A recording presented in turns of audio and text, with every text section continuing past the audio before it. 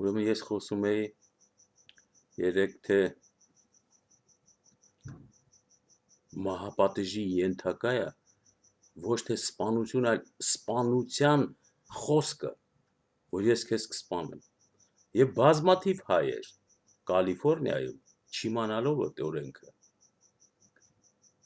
պարտք են մեկից, ասենք, փող են տվել, չի տալիս։ Հայկական ձևով վերցնում են, փողս երբ պիտի տաս, ելել ասում է, դե որ լի կտամ, մի տարի հետո չի տա։ Արդեն ներվային ասում է, արա ասում է, փողը տուր թե չէ, որ եկա սենց կանեմ, ընես կանեմ։ Հենց այդ ժամանակ ինքը կորավ է տասողը։ Իրան մի անգամից բռնում են։ Եթե այդ մարդը դնի այդպիսի թակարդ, որ մեկը հեռավորության վրա իրան սպառնա իր կյանքին, ասենք ոստիկաններին դնի մոտը, հեռախոսները դնեն լսեն, զանգ տա, ասի թե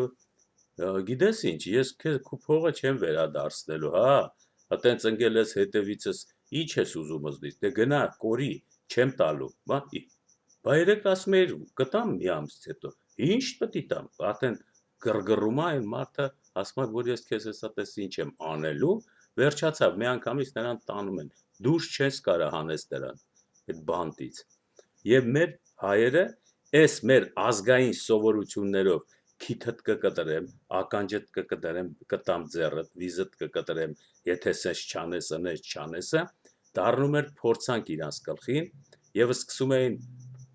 լոյերներ բռնել թանկ ու կրակ, որ ասեն, որ ախր էդի մեր ազգային սովորության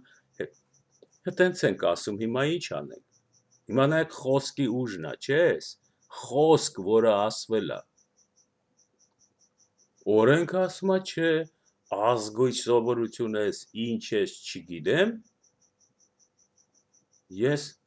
պետք է նստես էդի, պետք է նստես, որ այդ մարդուն հանգարդ մի բան չպատահի, որին սպառնացել ես, դրա մեղմ վիճակները կան, մեղմ, բավական է Ամերիկայում մեկը ասի թե, այս մարդը ինձ թթու խոսք ասեց, սպանելու մասին չեն, վատ բան ասեց, հեռախոսով կամ ինչ, ոստիկանություն են կանչում և ասում են,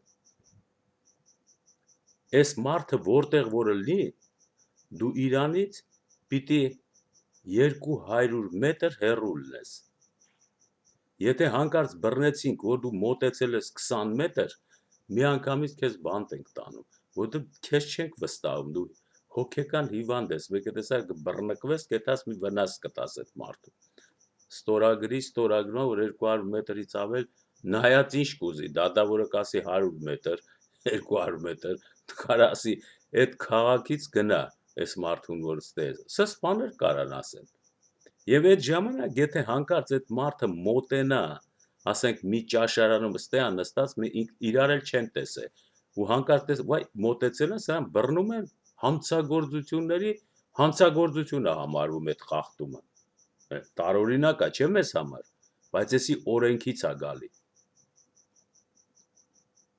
որ այդ սպառնալիքների մեջ հանկարծ իրագործում չլի և արդարադատությունը չտուժվի, հիմա վերադառնանք մեր կատարված դեպքերին, Սերժ Սարգսյանը Գյումրիում, երեկ չառաջի օրն էլ ասեցի, կատարեց նման արտահայտություն, գլուխը տաք էր, քեֆը լավ էր, և այն կնոջը, որ ինչքան պետք է լինի, ասեց, ես կխփեմ, ինչ որ ուզում եմ, տոկոսի վերաբերյալ ընտրած է, սա քիթդ կկտրեմ, ականջդ կկտրեմ, կամ վիզդ կկտրեմ հնչում ամերիկյան այդ օրենքով, ով լսեց այս մասին, ում էր պետք ընտրությունները տվյալները խառնել, ում էր պետք Արմանի 100,000 ձայնը ոչնչացնել, մտածում ես, չէ, հանցագործի, կամ մնացածներին մի տոկոս տալ, Սերժին 58, բանին Ռաֆին 37, առանձնացնել առաջի երկրորդ տեղերը, 5 հոգու տալ չնչին մեկ-մեկ միավորներ, երկուսին տալ 95% գումար, են մնացածին 5% էլ չտար, ես ում էր պետք, ես որ արեց, Սերժ Սարգսյանը իր համար ասեց, չէ, նրան չես կարա մեղադրեց, խմած էր, տակ գլուխ էր, ջղայնացած էր, ուրախ էր, բայց ասեց, ես ինչ ուզեմ, են էլ կխփեմ, ասեց, լավ արեց, ում էր պետք այդ արտահայտությունը, որը կարող էր խառնել հայ ժողովրդին, միայն կենտրոնական ընտրական հանձնաժողովում նստած ինչ որ մեկը, որը կարող էր Սերժ Սարգսյանի այս արտահայտությունը գործի վերածել,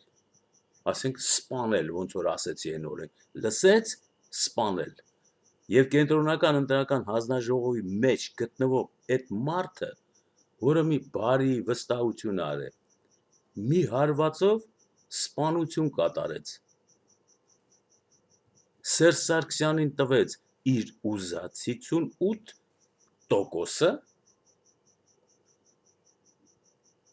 Սերժ Սարգսյանը տոկոս հավաքող չի, ինքը երևի ուզում էր ասել, որ ես գիշեր ցերեկ չեմ քնի, կընկնեմ ժողովրդի դռնեդուռ, որ ինձ ձայն տան, և դրանով ես իմ տոկոսը կբարձրացնեմ, ինչքան հնարավոր է, չարչարվեմ, էսի դա չի, սա ասեց, ոնց ուզեմ, 60, 70, 80, 90, հասկանում եք, չէ, ինչ է նշանակում նրա ասածը, նրա ասածը կենտրոնական ընտրական հանձնաժողովը կատարեց, ինքը կատարեց այդ հանցագործությունը, ժողովուրդը և Ռաֆֆի Հովհաննիսյանը գնում են Սերժի վրա, բայց Սերժը կասի ես չեմ արել, ոչ, դու ես արել, նույն պատմությունն ալու, արդարադատությունը պիտի բռնի Սերժին, և այս ամբողջ պատմությունը կատարվելու ասենց, հիմա կենտրոնական ընտրական հանձնաժողովում թաքնված են գարեջուր խմող են, որ ասեցի, լսեց Սերժը տենց արտահայտություն արեց, ահա, ինքը սարքեց էսա, ամենը կազմակերպեց, վայելելով Սերժ Սարգսյանի վստահությունը, և արդյունքը են եղավ, որ հիմա այսօրվա դրության մեջ Սերժ Սարգսյանը գլուխը բռնել է, ու չգիտի թե, ես ոնց եղավ, որ սենց եղավ, որովհետև Արման Մելիքյանի 100,000 ձայների գլուխը կենտրոնական հանձնաժողովն է կերել, և ստեղծել է ալիբի, որ Սերժ Սարգսյանին ժողովուրդը ուտի, բանտ դնի, ասի դու չէիր, ասեցիր, դու էլ սարքել ես ուրեմն, սա իրականությանը ինչքան է մոտիկ, արդարադատությունին հետ չի հետաքրքրում, ասում է դու կեղծել ես Սերժ Սարգսյան ընտրությունները, դու ես արել, հրաման ես տվել, քու մարդկանցով, տեղամասերում, բյուլետեններ եք գցե, բան եք արել, բայց վերջը այդ ամենը եկել է այն մարդու ձեռը, որը հաշվում և թիվը ասում, իսկ այդ թիվը ասել է այնպես, որ Սերժ Սարգսյանը գոհ է, իրան թվում է, թե ինքն է խփել այդ թիվը, այն մնացածին էլ տալիս է այն թվերը, որը չի ստուգվում ոչինչ, ստուգվի կհայտնաբերվի, առաջին Արման Մելիքյանի ձայները ուր են, ատե կբռնվի արդեն կենտրոնական ընտրական հանձնաժողովը, ու կբացվի այս ամենը, ենթադրենք բացվեց, գտան հանցագործին, որը կատարել է այդ գործը, Սերժ Սարգսյանը ասել, արդար եմ ես, տեսակ, հակ ասես դու արդար ես, սաղս էլ գիտենք, որ արդար ես, միամիտ ես ասել, դու ենքան անվստահ էիր քո վրա ես, 5 տարի աշխատել ես, Հայաստանը առաջ ես տարել, բայց նախընտրական քարոզարշավի ժամանակ, ընկար քուչեքը գնացիր Ամասյանը, ուր ասես չգնացիր, որպիսի ինչ անես, գնացիր ենթադրենք Գյումրի, գնացիր այդ շրջանը գնացիր Շիրակ պարտվեցիր եկար հետևաբար ինչի համար է քու գովազդը քարոզ արշավը Արման Մելիքյան տնից դուրս չեկավ հետևաբար հիմա էլ այնտեղ խոսեցիր չէ այնտեղ ինչ կերան ինչ չտվին խելքը գլխիցը տարան ասեցիր ես իմ թվերը իմ ձեռքում մնա ես ինչ ուզեմ կխփեմ տեսար ինչ եղավ մեկ խոսքի վրա եղավ էս ինչ որ եղավ մի արտահայտության վրա եղավ հիմք ստեղծվեց որ կենտրոնական ընտրական հանձնաժողովը հանցագործություն կատարի հիմա կենտրոնականը կասի ես չեմ արել դու կասես ես չեմ արել արդարադատությունը կամ ժողովրդի ցասումը կամ սահմանադրական դատարանը որպիսի այս բանը տեղի չունենար դի ասել այդպես բաներ չասեք վտանգվում է ասել ես պատիժ մատիժ չկա ճանապարհ կա թե չկա սրանից դուրս գալիս իհարկե կա դրա համար երեք ասեցի կենտրոնական ընտրական հանձնաժողովը չես կարա այդ հանձնագործին բռնես ովը նախագահնա տեղակալներն է միգուցե մի հատ օտար երկրա լրտեսը որը ներսը կաշառել է չես կարա ուրեմն այդ ամբողջը պետք է արմատախիլ անես կրակի վրա այրես ասես մեկը չգաքստե բայց հաստատ մեջն է հետո որ արել է եզրակացնում ես որպեսզի ազատես Սերժ Սարգսյանին պատասխանատվությունից որ ինքն է կազմակերպել այդ ամենը իրան էլ փափուկ ասում ես Ռաֆի Հովհաննիսյանը մնացածն Պարոն նախագահ տեսար ինչի մեջ ընկանք այդ մի խոսքից արի քարը փեշիցը թափի եսի ոչ վերջինն է ոչ էլ արի ընտրություններ անենք մենք քեզ կպաշտպանենք քեզ այս գլխից 100,000 ձայն կրեդիտ ենք տնում մեկ կհավաքենք 0-ից սկսած դու կհավաքես 101,000-ից սկսած որովհետև հոգնած ես այդ կենտրոնական ընտրականը խարաբարեց քո ռեպուտացիան եւ այլն իրան համոզել եւ ընտրությունների տանել երկրորդ անգամ բայց հիմա կասեք ինքը չի գա ինչի որովհետև վստահ է որ ընտրությունները կեղծել է այն սրիկան իսկ այն սրիկային արմատախիլ արեցիք խնդիրը ինքն իրան լուծվեց պիտի գա այդ ժամանակ եթե չգա ինքը պիտի հրաժարական տա բայց այս ամբողջը պիտի պատրաստվի որպեսզի սկուտեղի վրա բոլորը մտածելով ասեն սա ճիշտ տարբերակն է կրկնական ընտրություններ այն ժամանակ 3-ի առաջի օրն եմ ասել երբ Սերժ Սարգսյանը իշխանություն չի ունենա իր ձեռքը կնմանվի ճիշտ ասենք Ղուկասյանին Մելիքյանին Ռաֆին Էլով կա մեջները որ մնալու է տեխնացու տրան ժողովրդին էլ կհամոզվի որ մեկը այս ընտրությունները սենց եղավ չէ հա էլ նորից լրացուցիչ տեխնացուներ չմտցնենք հիմա էլ կաշ սարքենք հազիվ կրկնական ընտրություններ նորից անցկացնում ենք հին տեխնացուները թոմնան գրավները դրել են ժողովուրդը արդեն ճանաչում է ով է որովհետև վստահաբար այդ ժամանակ Բագրատյանը չի դնի Պարշի հիմա չի երևում էլի մարդիկ կան որոնք չեն դրել նրանք որոնք արդարացրել են իրանց շարժով իրանց ձևով կասեն մենք դնում ենք Սերժ Սարգսյանն համոզելով նվագով պատիվներ տալով որ ինքը զինված ուժեր չբերեց սահմանամերձ գոտիներից իր ժողովրդի վրա կրակելու այլ լավ հիշողություններ թողնեմ ասած մի հատ էլ փորձի տեսնենք ինքն էլ լավ հմայիչ ժպիտ ունի մեղայական հետ էլ կժպտա ժողովուրդը սրանց հանգիստ բայ կասես ինչ փորձանքից պրծանք կընտրվես եթե նույնիսկ այդքանից հետո Սերժ Սարգսյանը ընտրվի սաղս էլ ուրախ ենք որտեվ մեր թշնամի կենտրոնականում էր, չէ, դու մի ասա, որտեվ ընտրությունները արդար են,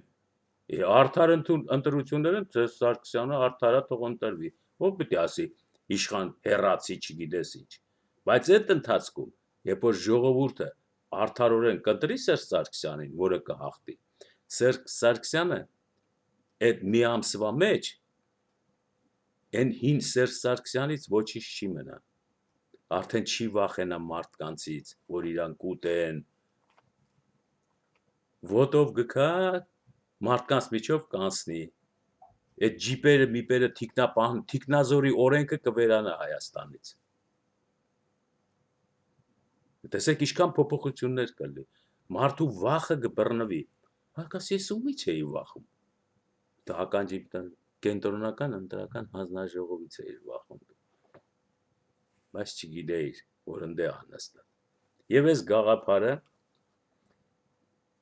որը ես ասեցի, զարգացրել է, ասել է երեք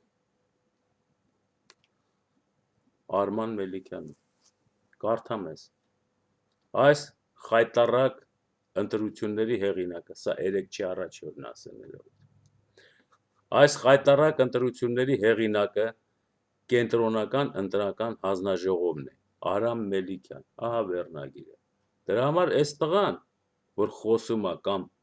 երկու անգամ է դու մի ասա լույս աշխարհում ելույթ ունեցել, հիշեցի, ընտրություններից առաջ հիշում եք երկու անգամ, եւ երբ նրա խոսած հասները լսում ես, ասում ես, ես ինչ-որ տաղանդ ունի թաքնված, բայց ինչի միջև հիմա սրան չեն գտե մեջտեղ բերել, բայց ժողովուրդը գտել է դու մի ասա, իր վերաբերմունքը ցույց է տվել, ուրեմն ինչ է ասում Արման Մելիքյան, այսօր հրավիրված մամուլի ասուլիսի ժամանակ ԼՂՀ նախկին արտգործ նախկին, նախագահի նախկին թեկնածու ասելով, ուրեմն Արման Մելիքյանը նախկինում էլ է տվել իր նախագահական թեկնածու եւ չի ընտրվել, խոսքը երևի 2008 թվականին է, երբ որ տեղի ունեցավ այդ այրունալի դեպքերը, նա է տվել է, ցանկի մեջ եղել է, ուրեմն գնահատել է փետրվարի 18-ին կայացած նախագահական ընտրությունները, առանձնապես գնահատելու բան էլ չկա, հերթական կեղծված ընտրություններն էին, ինչը սկզբից եւ այդ տեսանելի էր, մենք ունենք բավարար ապացույցներ ընտրակեղծիքների վերաբերյալ, որպեսզի կենտրոնական ընտրական հանձնաժողովն կարողանանք դարձնել քննչական մարմինների ուշադրության կենտրոնում, նշել է բանախոսը, ես ում ա տվել ես,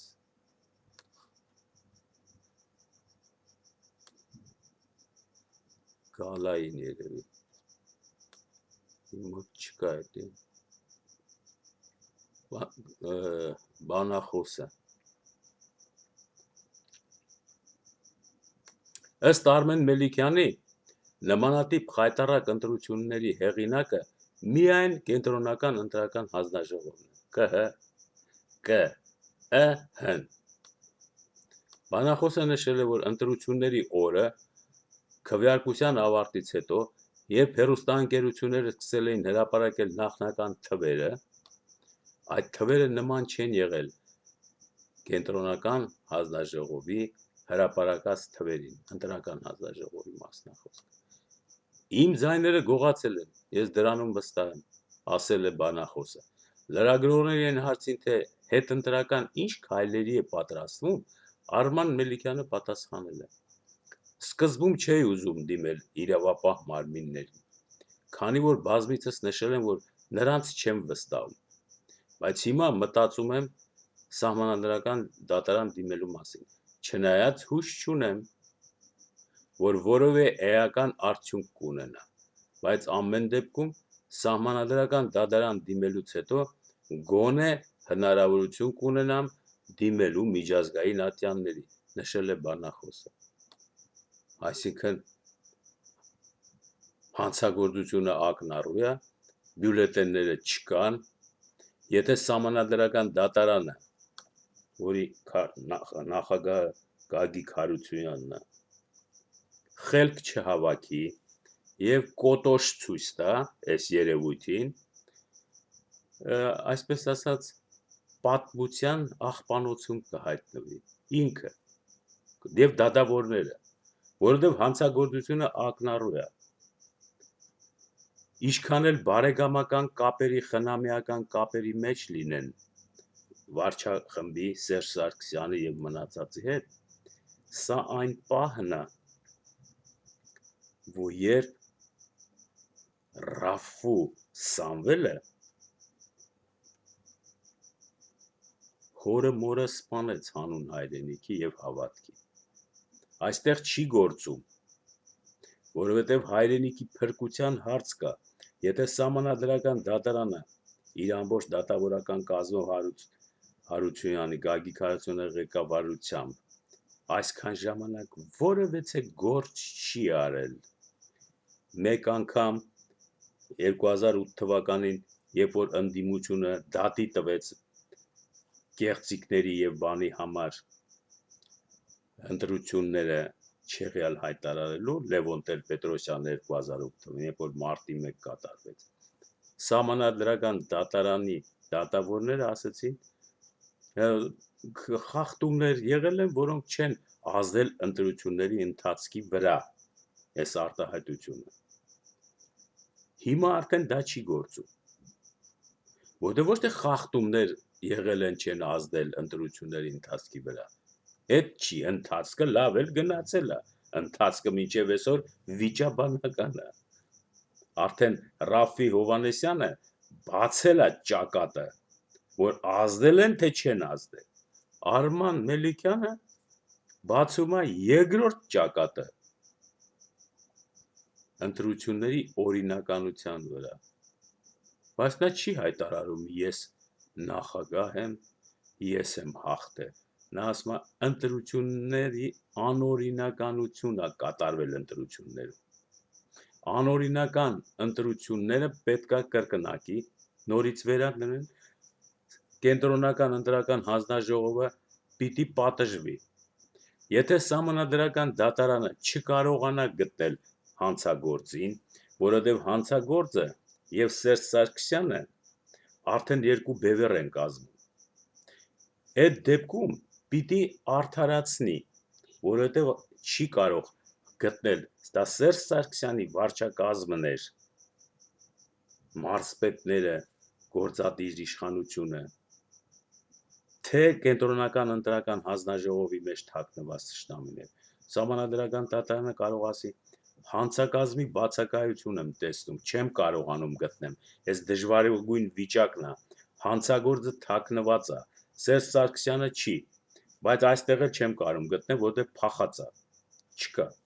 ինչպես են սպանությունների ժամանակը, սպան է փախել է, հիմա Սերժ Սարգսյանն էլ վկաները ասում են, ինքը հարբած է եղել, չի իմացել ինչ է խոսում, ինքը մեղավոր չի, իսկականից մեղավոր չի, հո չասեց ես եմ սարքել, ոնց եմ սարքել, ես ինքը հրաման կտա նրան, նա կսարքի, բայց հրաման տվել է, թե չի տվել, այդ հրամանը չկա պարզա, թո փաստաթուղթ որը որ Սերժ Սարգսյանը հրամայեց կենտրոնական ընտրական հանձնաժողովին կեղծել SSSS մեխանիզմերով, այդ կենտրոնական հանձնաժողովը որ բռնել, այդ թուղթը հայտնաբերեն, արդեն Սերժ Սարգսյանին են բանտ տանելու սահմանադրական դատարանի որոշմամբ, ամբողջ լիազորությունները կզրկեն, բայց քանի որ այդ թուղթը չկա, հանցագործն էլ չի երևում, սահմանադրական դատարանը պիտի որոշում կայացնի, հանցակազմի բացակայության պատճառով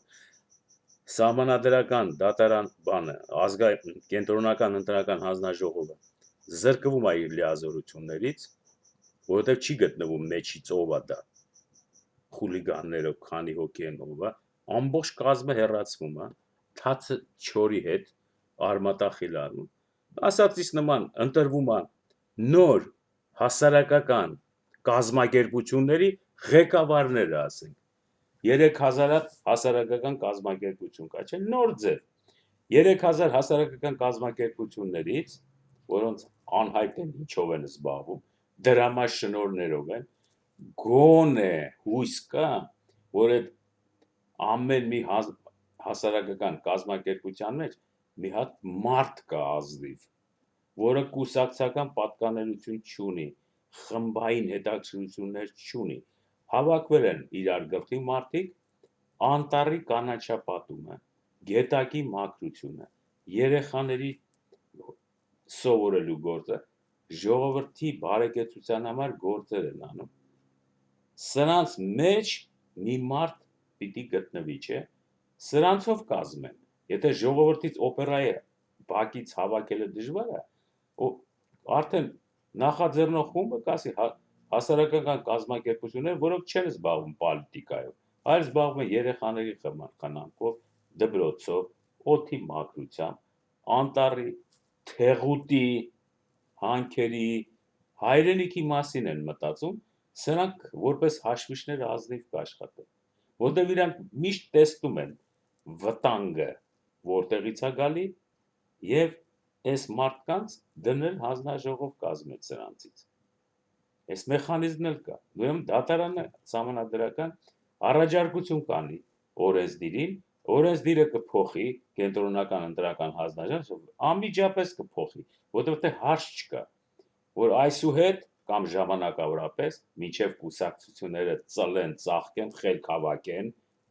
վախկոտ չլեն, ինքնազոհ լեն, պայքարեն հանուն արդարության եւ այլն, հիմա ջահել են, չեն կարող։ Մինչև կազմակերպվեն, այս գործընթացները տալ հասարակական կազմակերպություններին,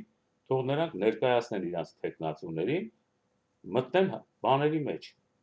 Լրիվ կբավարարեն 3000 մարդ կա հասարակական կազմակերպություն, եթե ամեն մեկը 2 հոգի տա, լրիվ 2000 ունեինք, չէ, 2000, 10 հոգի կտան ամեն մեկը, լրիվ կբավարարվի այդ ամեն ընտրական տեղամասերի կառավարման գործերը, արկղ, մարդկանց սովորացնել բան եւ այլն։ Եվ այդ մարդկանց տեղաշարժել են այդ հասարակական կազմակերպությունների հանձնախմբերը, այս էլ անեն վիճակահանությամբ, որ չիմանան, որ ասենք Տավուշի մարզի այսինչ վիճակա, այսինչ կենտրոնում ընտրական տեղամասում ով ալելու հանձնախումբը։ Մեկ էլ գիշերը էդի անեն, ավտոբուսով հանձնախումբը գնաց տեղամաս, արեցին դունդե, կապ չկա։ Տեղական իշխանությունների հետ կապ չկա։ Ժողովուրդը երես առ երես, առանց գյուղսովետի, մարզպետի, քաղաքապետի, այդ տեղական կուսակցության կոմիտեների հանդիպում է ընտրությունները վերահսկող մի խմբի ձեռքին, որոնք երեք են ձևակերպել, նախաձեռնող խումբը վիճակահանությամբ բաժանել է, այդ ինֆորմացիան ոչ ոք չգիտի, թե որ տեղամասում ով ալելու հանձնախումբը։ Արկղը վերցրել են, ցուցակները կազմել են, գնացել են, արկղները կլցեն գքան։ Այ քեզ մեխանիզմ։ Եվ այս բոլորը բխում է նրանից, որ Սերժ Սարգսյանը ասեց, ինչքան ուզեմ կխփեմ։ Լավա որ էդի ասեց այդ արտահայտությունը։ Ինչքան ուզեմ կխփեմով ծնվեց Հայաստանում դեմոկրատիա։ Այսինքն գաղափար, որը ես ասում եմ։ Հիմա այս գաղափարը գջրվի իհարկե։ Ինչ որ ասում։ Եվ ես կարծում եմ առաջի ջրողը կլինի Անդրեաս Ղուկասյանը, որտեղ իր մոտ էլ այս բանը կա։ Նախաձեռնող խումբի գաղափար կա, բայց 30 ասենք 2000 տեղամաս կա, ամեն տեղը 10 հոգի որ դնես, 8 հոգի որ դնես, ընդհանրեն, չէ, 20000 մարդ է պետք, 20000 մարդ։ Մի քիչ կարելի է տեղամասերը հավաքել, ասենք 2000 թող չլինի, 1000 լինի։ Եվ նախորոքել իրանք այդ ամենը կկազմակերպեն, ժողովուրդը գքա, կարևորը ժողովուրդը հավատա, որ հանձնաժողովների կազմերը կոնտակտի մեջ չեն մտած, ոչ նախագահների, ոչ ժողովրդի հետ չեն մտած, ոնց կմտնեն։ Եվ սենց կփրկվի։ Էլ ինչ որ մի քանի օր առաջ գրել էի, որ ճանապարհ դեպի փրկություն, այսօրվա խոսացածս դրա զարգացումը տարավ, ինքնըստինքյան տարավ, որտեղ ձեռքի տակ կար արդեն այն փաստերը, որը կատարվում է հրապարակում, ճարտասանական այդ մրցությունը, գորոս-բորոսները, որոնք չգիտեն, իրանք էլ չգիտեն ինչը, դեմոկրատիա են գնում, բայց չգիտեն, դեմոկրատիան Բադրջանա, խնձորա, ձմերուկա, ինչ տեսք ունի, և ժողովրդի մասնակցությունը ընտրություններին գիտեն մենակ ժողովուրդը պիտի գնա, ընտրաձայնը ծախի 5000-ով կամ ոսկով, կամ ինչ-որ խոստումով, սա է ընտրությունները, այնինչ ժողովուրդը վերահսկում է ծայրից ծայր, և իր զավակներին, որոնք թեկնածուներ են իրանց առաջադրել, սիրումը, ժողովրդին ասման նայեք, մեկը մեկից սիրուն, ձեր կարծիքը ինչ գիտեք, դրեք, անունները կա, բան, արդար թափանցիկ ընտրություններ, և օգտվելով առիթից, արդեն քանի որ ես զգում եմ, որ այս թեմայի շուրջը նախագահական թեկնածուն Ղուկասյանի հետ պիտի խոսեմ, որտեղ նրա մոտ էլ հավանաբար կա ընտրությունների անցկացման մեխանիզմ, արդեն տեղական իշխանությունները ինչպես պետք է սարքվի, առանց վարչամեքենայի մասնակցության, այսինքն ընտրություններին պետք է մասնակցեն, հսկեն, իրագործեն, հաշվեն հասարակությունից ընտրված ազնիվ մարդիկ, նրանք ուրիշ պաշտոն չեն ունենալու, ասենք, պետության մեջ, կենտրոնական ընտրական հանձնաժողովը որ կա, որպես այդպիսի միավոր, որը ընտրություններ է անցկացնում, այսի պետք է միշտ թարմացվի, եթե այս անգամ ես այդտեղ եղա, հաջորդ անգամ մեր կազմակերպությունից ես չեմ կարող լինեմ այդտեղ, պետք է հանկարծակիության և պատահականության ֆակտորը մտնի, ինչի եմ դա ասում ձեզ,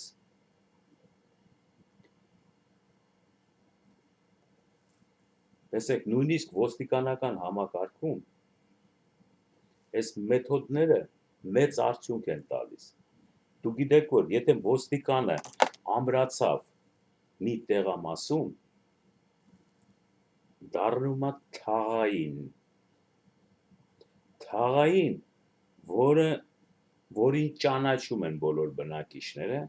ինքն էլ սկսում է ճանաչել բոլոր բնակիչներին, հետաքրքրվելով նրանց անձնով, անձնական կյանքով, այս Սովետ միությունից էր գալի այս բանը, թաղային, և թաղայինը սկսում էր այդտեղ դառնալ մի հատ իշխանիկ իր տեղամասում, որը վերահսկում էր արգելված արհեստներով զբաղվող արհեստավորների գործողությունների, նալոգ էին տալի, հարկ, պետությունը Սովետ միությունը, փոխանակ ինքը վերցնի մարդկանց տա ազատություն իրանց տներում, իրանց սենյակների, խոհանոցների, դո չգիտես ցախանոցների մեջ, ոչ արտադրական մակերեսների վրա արտադրություն են ստեղծում, արգելում էր,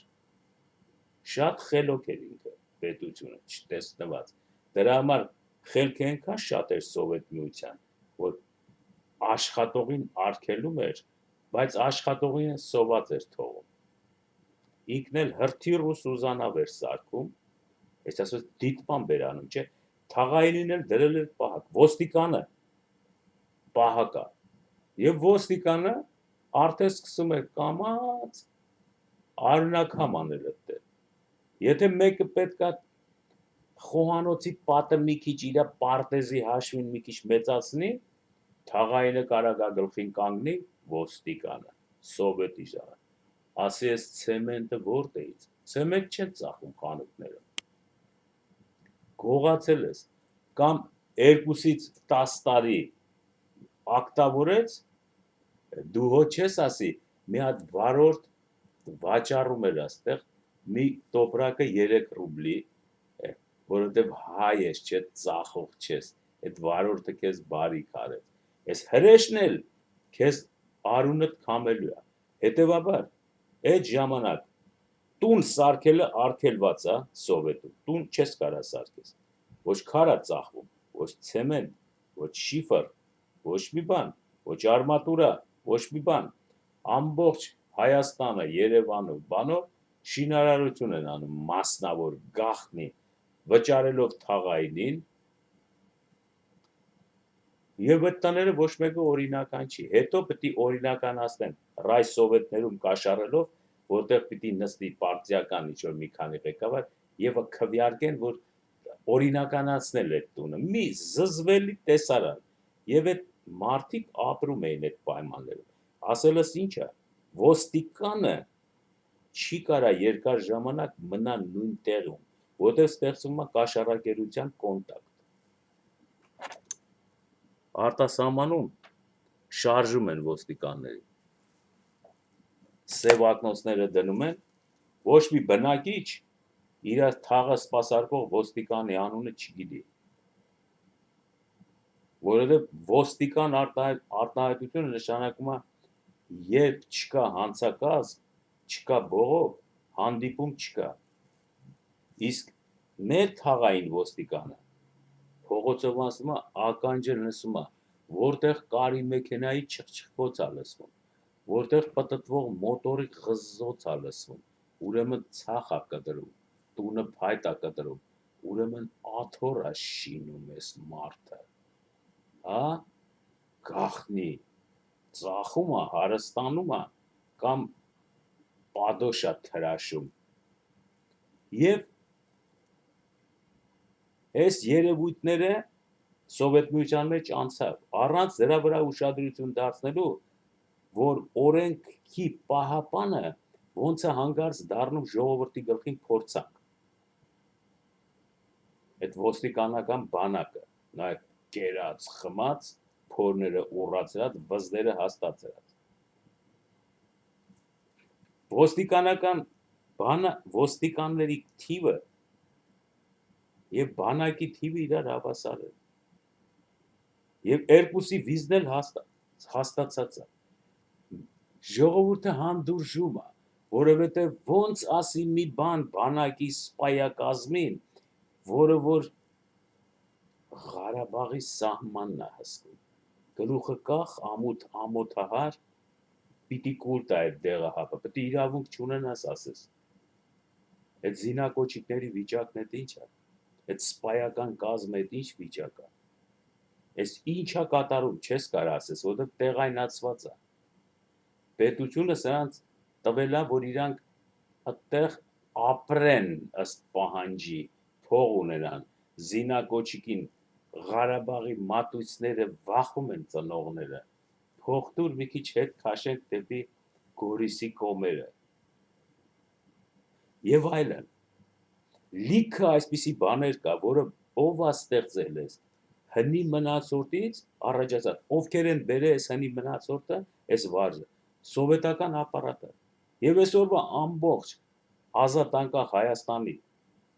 կազմը սովետական ապարատչիկներ են, ոչ թե Կարեն Դեմիրճյան, այլ մանր ապարատչիկներ, կոմսոմոլի քարտուղարներ, որոնք երազել են ռայկոմի քարտուղար դառնալ, ու սենց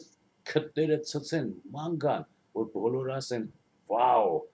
որպիսի անձնական վարորդ ունենան, որ իրանց կայացման գրավական է, և այս հիվանդությունը եկավ հասավ մինչև այս անկախացած Հայաստանը, մի հատ օրենք չեն հնարել, որ պետական ապարատում աշխատող մարդը պետքա ֆիզիկապես առողջ լինի, բժշկական քննություն անցնի, ավտոմեքենա վարի, ոնց որ վարում են աշխարհի բոլոր երկրներում ֆիրմաները, բաները, սա իրանք են իրանց ավտոները վարում, այս մարդիկ սովետական մարդիկ են, վարորդ են պահում, վարորդը հերիք չի, մի երկու հատ թիկնապահ են պահում, Թիկնապա ես Ամերիկայում չեմ տեսել թիկնապա, քաղաքապետը, չգիտես ինչա, թիկնապահներով, ասենց խումբ մեքենաներով էտա, չտես բան չկա։ Ես ոնց ալում այդ աղքատ երկիրը իրան այդ ճոխությունն ա թույլ տա, որտեղ սովետից ա գալի։ Կանցնի 20-30 տարի, այս սերունդը, որի ժառանգություն էր սովետի փառասիրության եւ ոստիկանական պետության, կանցնի կվերանա։ Այս սերունդը, որ այսօր հրապարակում ճիկվի կա անում,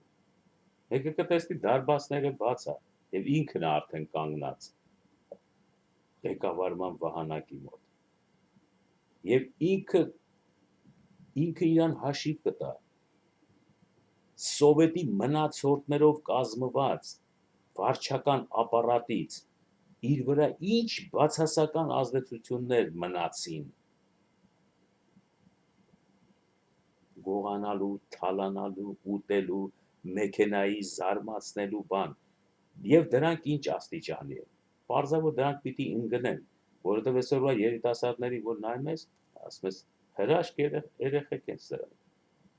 Որովհետեւ իրանք արդեն հոգևոր վիճակի մեջ են, ոչ եկեղեցական հոգևոր, ինտելեկտուալ մարդիկ են, կամաց գնում են։ Այսօր այդ երեխեք ավելի զարգացած են, քան վարչամեքենայի մեջ գտնվող բարձրաստիճանները։ Վարչամեքենայի մեջ գտնվող բարձրաստիճանները ոչ խոսել գիտեն, ոչ համակարգչից օգտվել գիտեն, ոչ մի բան չի, ոչ ավտոմեքենա քշել գիտեն,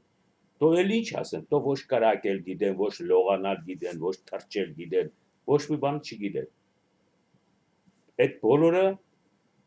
ուրիշները պետք է անեն իրանց համար, իրանց զեկուցագրերը պետք է գրեն, ինքը կարդա պետք է, որովհետև խոսալ չգիտի,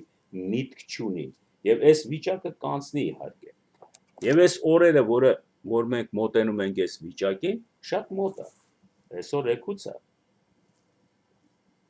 Երիտասարդական մի հատ ալիք, որը առաջացավ, ջարդեց Լևոն Տեր-Պետրոսյանը, բառից բուն իմաստով հետևում եք, չէ՞ սա, 2008 թվականից 5 տարի շարունակ երիտասարդներին ջարդեց դա։ Այն երեխեքը, որը 18 տարեկան էին, 20 տարեկան էին, 5-6 տարի անց է, չէ՞, 6 տարվա մեջ դրանք իմացություն հավաքեցին, փորձ հավաքեցին, հիմա 26 տարեկան են։ Ուշադրություն դարձրեք, այդ երեխեքը չեն երևում մեջտեղը, որովհետև Երևան ինչ անեն, իրանց ամբողջ սերն ու համակրանքը նվիրեցին մի մարդու, որին չեն ճանաչում, որովհետև իրենք ծնվել էին ցուրտ ու մութ տարիներին, իրանք չգիտեին, թե ով է այդ մարդը, գնացին հետևից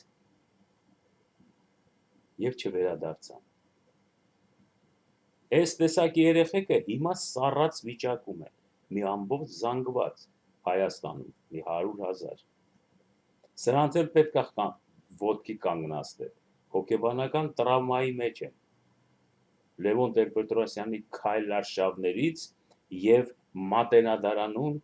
եւ Ազատության հրապարակում վարած սառը ճակատամարտերի պատճառով։